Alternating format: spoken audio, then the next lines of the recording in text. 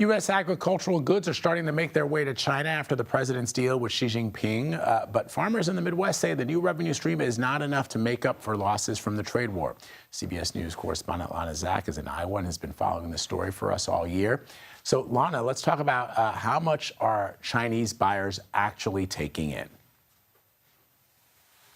Well, so they have started that purchase that was pledged, and it was supposed to be about half of what China normally purchases in any given year. So even there, we know it's not going to fully make up for the losses that U.S. farmers have experienced.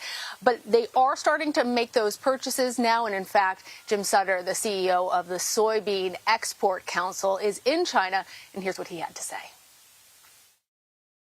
I think from our U.S. soybean industry, we're very pleased. You know, we expected that this was a short-term bump in the road, but now we're very happy to have the opportunity for our U.S. soy from our 500,000 soybean farmers to be coming back into China.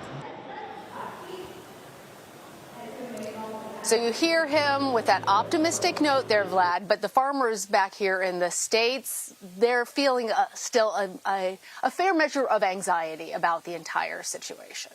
So that's the good news, Lana, but how much of a loss are they looking at, and what's being done to support them? Yeah, so there is a report out of the University of Missouri that looks at 10 of the biggest agriculture states here in the U.S. And when it came to Iowa, they are currently predicting a 24% decrease in farm income for next year. I was speaking with that study's authors and getting kind of deeper into the numbers. The biggest part of that decrease is actually from federal subsidies and federal farm aid, and it points to what a tremendous impact the federal government is having on these local economies because they haven't passed a farm bill. Farmers are still asking for that. There are not allocations that have been made so far. That on top of the trade wars. And it's a lot of anxiety, a lot of uncertainty, and potentially more farm bankruptcies out here in the Midwest.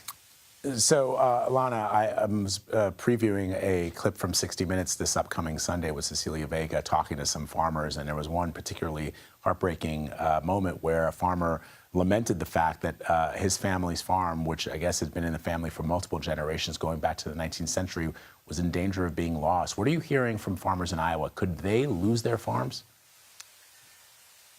Absolutely. You may remember one of the interviews that I had with a farmer named Rob out of Davenport.